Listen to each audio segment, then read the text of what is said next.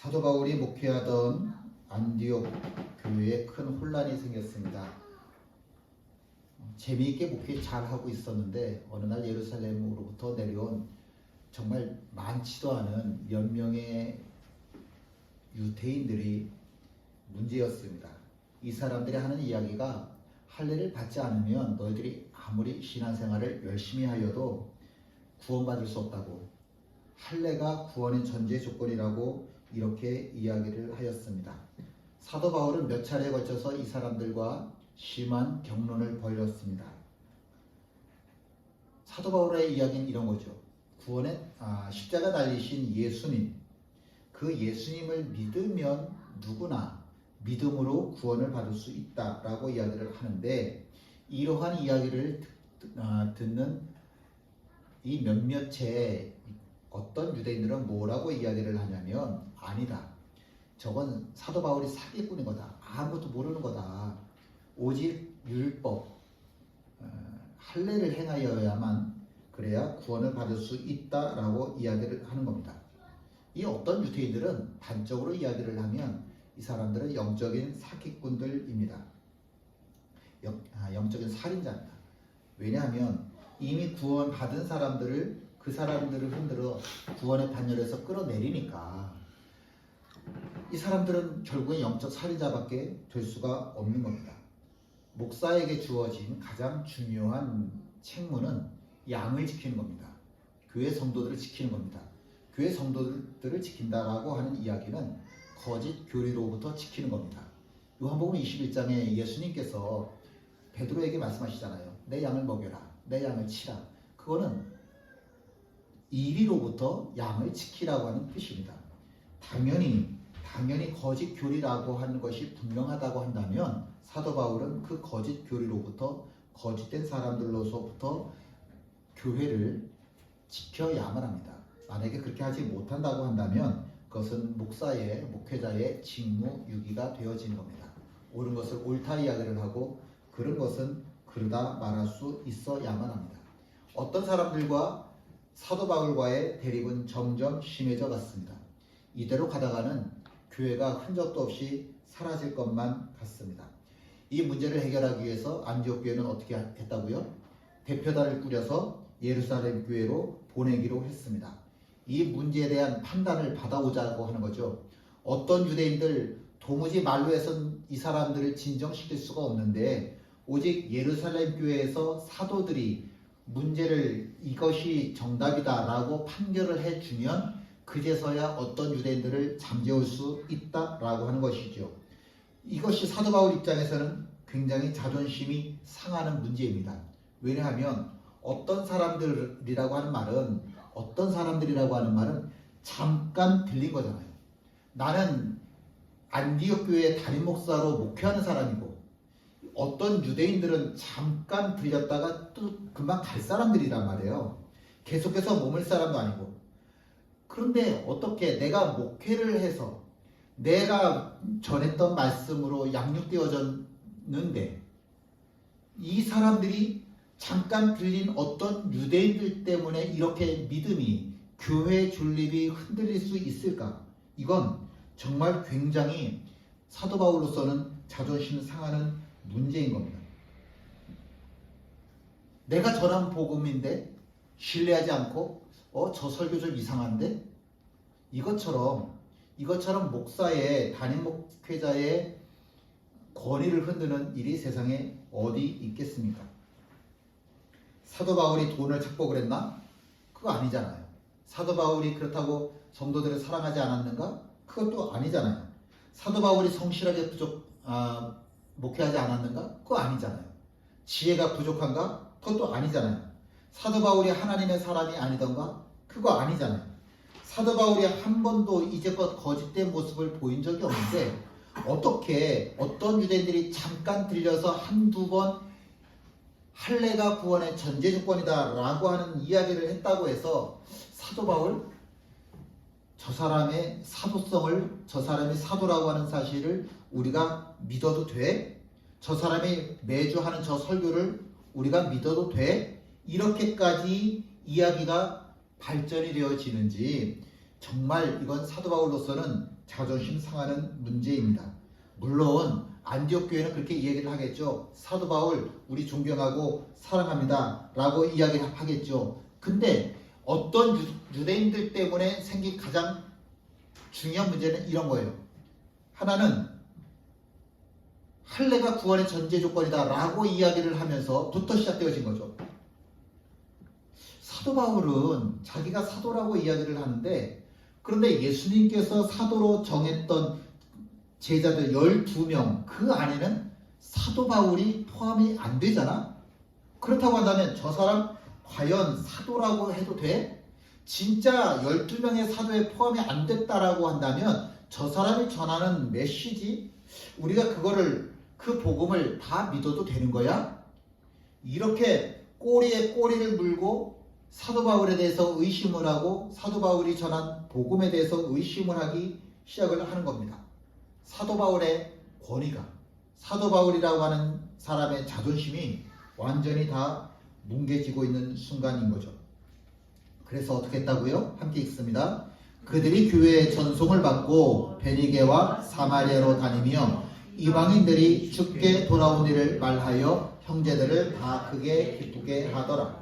당연히 사도 바울 입장에서는 배신감을 느꼈을 겁니다. 그렇다고 해서 교인들하고 맞싸울 수는 없어요. 왜? 내가 차라리 내 자존심이 무너지는 게 낫지. 그렇다고 교인들과 싸워서 교인들이 다 교회를 떠나고 그래서 교회 문을 닫을 수는 없잖아요. 그래서 내린 방안이 뭐냐면, 그래? 그러면 내가 예루살렘으로 올라가서 그 사도들의 판결을 내가 받아오겠다 라고 하는 거죠. 그리고 올라가면서 가능한 한 많은 곳을 들리면서 내가 세계 선교를 다니면서 이러한 복음을 전하였고 하나님께서 이러한 일을 행하셨다라고 하는 메시지를, 복음을 계속 전하였습니다. 얼마나 하나님께서 자신들을 귀하게 사용하셨는지 그 사실을 증거하는 거죠. 사도 바울의 복음을 들은 교회들마다 반응이 있었는데 어떻게 되어 있다고요? 형제들을 다 크게 기쁘게 하더라. 영어는 히라보에서 온 거죠. 영어를 공부하다 보면 히라보랑 똑같은 게 참 많은데 다 히라보에서 영어로 변한 거니까. 여기서 크게라고 하는 말은 히라보로 메가스입니다. 영어의 메가, 100만 배라고 하는 뜻입니다. 하나님께서 이방인들을 구원하셨다 라고 하는 이야기들을 들으니까 교회들마다 와, 하나님께서 복음의 문을 세상을 향하여 활짝 여셨구나. 얼마나 좋아했는지 몰라요. 이렇게 좋아하는데 몇몇의 어떤 유대인들만 할례를 받지 않으면 구원이 없다라고 이야기를 하는 거죠. 사도 바울은요, 과거에 집착하는 사람이 아닙니다. 미래를 향하여라고 하는 제목의 조각상인데 보이십니까? 완전히 꽉꽉 닫혔던 문을 뚫고 나오는 한 사람. 사도 바울은 과거에 집착하는 사람이 아닙니다. 현실에 문제가 있어도 그럼에도 불구하고 앞을 향하여 꿋꿋하게 걸어가는 사람입니다. 사도 바울의 모습, 아마 이러한 모습으로 표현할 수 있을 것입니다. 사도 바울은 내가 그렇게 헌신하였던 안디옥, 내가 담임 목사인데 이 안디옥 교회로부터 엄청난 배신감을 당하였죠. 그런데 그렇다고 해서 내가 여기 주저앉아 있을 수는 없는 겁니다. 아무것도 안 할 수는 없는 겁니다. 정말 중요한 문제는, 야, 이러다가 교회가 사라질 수도 있겠다 라고 하는 교회의 존립 문제입니다. 이 문제를 해결하기 위해서 예루살렘 교회로 올라간 거예요. 자존심? 내가 가서 나 목사 맞잖아, 이런 거를 왜 가서 판단을 받아야 되냐고. 그런데 자존심의 문제가 아니니까 얼마든지 자존심뿐만이 아니라 내가 망가져서 교회만 세워질 수 있다고 한다면 이까짓 것쯤, 그로선 예루살렘으로 올라가는 모습입니다. 미래를 향하여 아주 꿋꿋하게 올라가고 있는 거죠. LG전자가 한 10여 년 전에 미국에서 공정거래법 위반 혐의라고 해가지고 4억 달러 벌금을 낸 적이 있었습니다. 4억 달러면 우리나라 돈으로 한 5천억 되는 건가요? 어마어마하게 많죠. 그 많은 돈을 벌금으로 물게 되었어요. 근데 그냥 벌금만 문 게 아니고 이때 권모라고 하는 집사님이 회사 대표로 어차피 미국하고 계속 무역을 해야 되니까 너가 책임을 져라. 그걸 등 떠밀려서 어쩔 수 없이 혼자 책임을 지게 됐습니다. 그 책임이라고 하는 건 미국에 가서 11개월 동안 교도소 생활을 하라는 거예요. 복역 생활을 하라는 겁니다. 정말 억울한 거죠. 난 이거에 대해서 아무것도 아는 것도 없고 내가 왜 혼자 이 책임을 져야 되는지, 왜 자신에게 이런 일들이 일어나고 있는 건지 도무지 이해할 수가 없는 거죠. 미국에서 판결을 그렇게 했다? 나 미국 안 가도 돼요. 교도소 수감 생활 안 해도 되는데 내가 미국에 가서 수감 생활을 안 하면 처벌은 딱 하나예요. 해외 여행하다가 어느 순간에 미국 그 경찰에 딱 체포가 돼서 강제로 끌려갈지 몰라요. 그것 외에는 나한테 전혀 해로운 게 없는데도 불구하고 회사에서 미국하고 앞으로 계속 무역해야 되는데 누가 책임져야 되지 않냐? 네가 책임져라. 할 수 없이 그래서 자기 발로 미국에 가서 복역을 하게 된 거죠. 후회, 배신감, 그런 부정적인 감정에 휩싸일 수밖에 없었습니다. 교도소 안에서 뭐 특별하게 뭘 할 수 있었겠어요? 권 집사님이 할 수 있는 거는 기도하는 거, 성경 보는 거, 그리고 도서, 책들 보는 거, 독서하는 거. 그거 외에는 아무것도 없었습니다. 그래서 성경을 보는데 이상하게 자기 마음에 꽂히는 성경이 있는 거죠. 성경마다 자기를 위로해주는 말씀이 창세기서부터 요한계시록까지 가득 차 있더라는 거예요. 그 중에 대표적인 구절이 이 말씀이죠. 함께 읽습니다. 두려워하지 말라, 내가 너와 함께함이라. 놀라지 말라, 나는 내 하나님이 됨이라. 내가 너를 굳세게 하리라. 참으로 너를 도와주리라. 참으로 나의 의로운 오른손으로 너를 붙들리라. 내가 너를 도와줄게. 이전에는 몰랐는데 내가 교도소까지 와서 할 수 있는 게 기도, 성경 보는 거, 이것밖에 없으니까. 그렇게 하는 동안에 하나님이 살아계신다는 게 저절로 믿어지더라는 거예요. 어느 순간에. 내가 억울해서 여기까지 끌려왔는데도 불구하고 이상하게 이 교도소 안에서 하나님이 믿어지는데, 인격적으로 하나님을 만나게 됐는데, 이때 하나님께서 내게 주시는 말씀이 뭐냐면, 담대하라. 두려워하지 말라. 내가 너의 하나님이다. 모든 것이 다 지나면 양약이 되어진다. 모든 것이 다 시간이 지나면 다 은혜가 되어진다. 고난은 하나님의 은총이다. 고난은 하나님의 선물이다. 말도 안 되죠? 고난이 어떻게 하나님의 선물입니까? 우리 그렇게 생각되어집니까? 아니잖아요. 근데 고난 속에 있다 보니까 내가 뺏긴 것 참 많은데 그 뺏긴 것들 많을 때에 내가 하나를 얻었는데 그게 뭐냐면 하나님이죠. 하나님과의 만남인 거죠. 다 잃어버렸을 때 하나님을 만나게 되더라. 그때서부터 부정적인 생각이 사라지고 왜 그렇게 감사가 고백되어지는지, 감사가 많아지면 뭐를 해요? 찬송을 부르기 시작을 하죠. 그러면서 내 마음속에 환해지기 시작을 하는 겁니다. 하나님께서 살아계신 게 믿어지는 거죠. 죽음의 기운이 가득한 이 교도소가 생명의 기운으로 가득 찬 것을 고백하게 되는 거죠. 그 권집사님의 고백은 이겁니다. 앞으로도, 물론 내가 살아가면서 앞으로도 고난을 당할 거다. 그러나 하나님께서 나와 함께 계시다. 인도하시는 하나님의 시간은 지금부터 다시 시작되는 것이다. 라고 하는 고백입니다. 두 남녀가 결혼을 했습니다. 참 예쁘게 신앙생활 잘하는 두 남녀였습니다. 남편은 언제나 아내의 그 롤모델입니다. 아, 저렇게 신앙생활을 되겠구나. 예수쟁이는 저렇게 사는 거구나. 나 궁금한 게 있는데 이건 어떻게 해야 돼? 그렇게 물어봐주면 신앙의 멘토가 되어져서 이건 이런 게 좋지 않을까? 우리 같이 기도하자. 그렇게 이야기해주는 정말 멋있는 남편이었습니다. 그런 남편이 한 달 동안 출장을 떠났는데 전화가 왔어요. 아, 일이 빨리 끝났어. 나 내일 아침에, 내일 새벽이면 집에 도착할 것 같아. 알았어, 여보. 기다릴 테니까 조심해서 와요. 그래. 내일 새벽에 도착하니까 걱정하지 말고 내가 문 열고 알아서 들어갈게. 걱정하지 말고 잘 자. 네, 여보. 내일 봐요. 뭐 그리고서는 이제 전화 끊었어요. 그 잠을 자는데 한 새벽 5시가 되었는데 이 아내한테 전화가 온 거예요. 아, 남편이 도착했는데 전화를 다 했나 보네. 그리고서는 여보, 그리고 전화를 받았더니 병원 응급실이 되는 거예요. 그러면서 하는 이야기가 남편이 교통사고가 나서 그 자리에서 즉사를 했다는 거예요.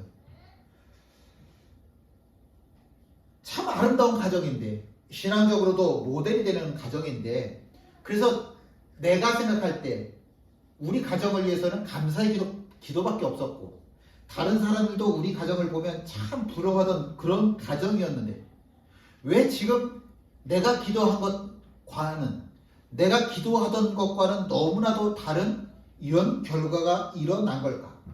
내가 이제까지 신앙생활을 해왔던 모든 것의 결과가 이런 건가? 아내의 마음속에 두 가지 질문이 떠나지를 않았습니다. 하나는, 하나님께서 정말 선하신가? 하나님께서 선하시다고 한다면 하나님이 최우선이라고 그렇게 신앙생활 예쁘게 잘하던 내 남편이 그렇게 허무하게 죽을 리가 없는데. 두 번째 질문, 하나님 전지전능하시다고? 하나님이 전지전능하신데 어떻게 남편이 즉사를 할 수가 있을까? 간다고 말 한마디 못하고 어떻게 가? 사망의 음침한 골짜기로 다닐지라도 해를 두려워하지 않을 것은 주께서 나와 함께 하심이라. 사망의 골짜기에서 남편이 전혀 구원을 못 받고 죽었는데 그 자리에서 즉사를 했는데, 그런 하나님을 내가 전지전능하다고 과연 믿을 수 있을까? 그런데 어느 순간에 그래도 어쩔 수 없이 예수쟁이는 해야 되는 게 뭐예요? 기도잖아요. 내가 포기할 수 없는 게 기도라고 하는 거잖아요. 어쩔 수 없어서 기도하는데, 기도하면 기도할수록 남편이 자기 자신에게 해줬던 말이 자꾸 생각이 나는 거예요. 무슨 말이냐면 이런 말입니다. 하나님의 타이밍을 믿어봐. 하나님의 때를 믿어봐. 하나님의 역사가 우리 눈에는 보이지 않을 수도 있어. 하나님의 때를 믿어봐. 하나님의 역사가 우리 눈엔 보이지 않을 수도 있어. 이 글귀가 자꾸 자기 마음속에 떠오르더라는 거예요. 결국에는 이 아내가 감사의 기도를 하기 시작했습니다. 왜냐하면 하나님의 생각이 나의 생각과 다르다라고 하는 것을 인정하기 시작하면서부터, 하나님의 선함이라고 하는 것이 내가 생각하는 선, 그거하고는 다르잖아요. 근데 자꾸는 우리 뭐라고 생각하냐면 내가 생각하는 선, 이게 하나님께서도 똑같이 선이라고 생각할 거라고 내가 생각하는 거잖아요. 내가 그렇게 믿는 거잖아요. 하나님의 생각과 전혀 상관없이 내가 그렇게 믿는 거잖아요. 이 아내의 직업은 암병동의 간호사였습니다. 환자들은 자기 상태가 어떤지 잘 몰라요. 자기 상태가 지금 어느 정도인지, 뭘 해도 되고 뭘 하지 말아야 되는지 그런 것들을 잘 모르고, 뭐가 제일 좋은 치료법인지 그런 것도 잘 모르잖아요. 의사가 아무리 설명을 하려고 해도 암 환자들은 귀가 얇아지니까 주변에서 듣는 이야기들, 그 이야기들을 의사가 하는 얘기보다 더 신뢰하잖아요. 그렇지, 내가 꼭 지금 그 상황일 수 있겠구나. 내가 지금 내 생각에, 내 감정에 푹 빠져 있는 한 절대로 하나님의 생각, 절대로 하나님의 방법 내가 알래야 알 수가 없겠구나. 한 가지 소식이 들렸어요. 남편이 의사였는데 남편의 친구들이 돈을 거두어서 남편의 이름으로 장학금을 조성을 해서 매년 후배들에게 주기로 했다는 거예요. 남편은 이미 죽고 남편하고 관계된 모든 것들은 다 끝났다고 시작을 했는데, 하나님께서는 남편이 죽으면서부터 하나님의 일을 새롭게 시작하시는 모습들이 아내의 눈에 보이기 시작하는 겁니다. 하나님께서는 조각이 아닌 전체 그림을 보고 계시는구나. 나라는 사람은 내 문제에 갇혀서 이 문제 심각하지 그렇게 매달리는데, 하나님은 우리 전체라고 하는 그림을 놓고 보시잖아요. 근데 우리라고 하는 이 그림도 굉장히 작아요. 하나님께서는 우리나라라고 하는 큰 그림을 갖고 계시잖아요. 하나님께서는 이 민족이라고 하는 전체 그림을 갖고 바라보시잖아요. 하나님께서는 이 땅 전체, 이 모든 세계 열방을 다 한 그림 안에 놓고 바라보고 계시잖아요. 남편의 죽음이 나에게는 끝인 줄 알았는데, 하나님께서는 남편의 죽음을 새로운 시작이 되게 하고 계시더라고요. 귀여운 다리가 굉장히 단단해요. 이렇게 만져보면 힘이 느껴져요. 얘 좀 봐라. 그냥 벽을 붙잡고 이렇게 혼자 일어서는데 다리가 그렇게 단단한데 애가 걷지를 않는 거예요. 이상하다. 얘가 걸을 때가 됐는데 왜 안 걸을까 늘 궁금했었어요. 그런데 밤에, 목요일 밤이죠. 애가 한 걸음 걷는데 이렇게 한 발, 이렇게 처음 걸음마 배울 때 그러잖아요. 한 발 걷고 주저앉고, 두 발 걷고 주저앉고 이러는데, 애가 여기서부터 저기까지 그냥 한 번에 뚜루룩 걸어가는 거예요. 그것도 달려가는 것처럼 뚜루룩 가버리더라고요. 제가 얼마나 놀랐는지 막 소리를 질렀어요. 혹시 제가 소리 지르는 거 들어보셨습니까? 제가 질렀던 소리예요. 그 소리. 너무 놀래가지고 얘 좀 봐. 막 소리를 질렀어요. 이 아이도 자기가 두 발로 걷는다는 게 너무 신기한가 봐요. 웃음이 끊어지질 않아요. 얼굴이 생글생글하면서 온 집안을 다 헤집고 다녀요. 걸어가지고 바닥에 앉으려고 하지 않고 계속해서 온 집안을 헤매고 다니더라고요. 자, 규영이가 지금 한 달 이제 13개월 됐거든요. 13개월 동안 살아오면서 규영이한테 여러 가지 일들이 있었겠죠. 그런데 그 13개월 동안에 가장 중요한 사건이 있었다고 한다면 뭘까요? 돌? 100일? 아니요, 저는 규영이가 자기 두 발로 걷기 시작한 게 인생에 있어서 제일 큰 사건이라고 생각합니다. 이거보다 큰 사건이 어디 있겠습니까? 아마 규영이도 그럴 거예요. 내가 걸었어. 이게 굉장한 큰 기쁨일 겁니다. 제가 좀 아까 뭐라고 지금했는지 혹시 기억나십니까? 규영이 인생에 이 13개월이라고 하는 인생 동안 가장 중요한 사건이 뭐였을까? 대답은 뭐였다고요? 걸음마. 자기 두 발로 걸었다는 사실. 이게 기어다니기만 했는데 내가 걸어다니면서 보는 세상은 너무 다르잖아요. 내가 걸었잖아요. 큰 사건이에요. 너무너무 큰 사건입니다. 이건 내년에 그 다음 해에 일어날 어떤 일보다도 큰 사건이면 틀림이 없어요. 자, 다시 한번 질문. 그런데 이렇게 중요한 큰 사건에 내 두 발로 걸었다라고 하는 이렇게 중요한 큰 사건을 10년이 지나서, 20년이 지나서, 30년이 지나서 규영이가 기억을 하고 있을까? 그래서 내가 기어다닐 수밖에 없던 인생이었는데 어느 날 하나님께서 내 두 다리에 힘을 주셨는데 내가 걷게 되었어. 이렇게 고백하는 그런 날이 있을까? 최민수 집사님한테 물어볼까요? 그때 그날 처음 걸음마 했던 그날의 기쁨을 기억하고 있는지. 박은 집사님한테 한번 물어볼까요? 그날의 기쁨이 어땠는지. 기억도 못할 거예요. 내 인생에 있어서 가장 큰 기쁨이 있었던 날인데도 불구하고 살아가면서 그런 기쁨들 다 잊어버리고 살아가는 게 우리네 삶이더라고요. 내가 처음 걸었던 이날의 기쁨을, 내가 기어다니던 내가 걸었어. 이날의 기쁨을 기억한다고 한다면 인생에 있어서 감당하지 못할 일이 무엇이 있겠습니까? 인생을 온전히 사는 비결은요, 하나예요. 하나님의 때를 신뢰하는 겁니다. 하나님께서 내 믿음의 두 다리에 힘을 주시면 기어다니는 인생이 아니라 반드시 내 두 다리로, 믿음의 두 다리로 걸어 다닐 수 있습니다.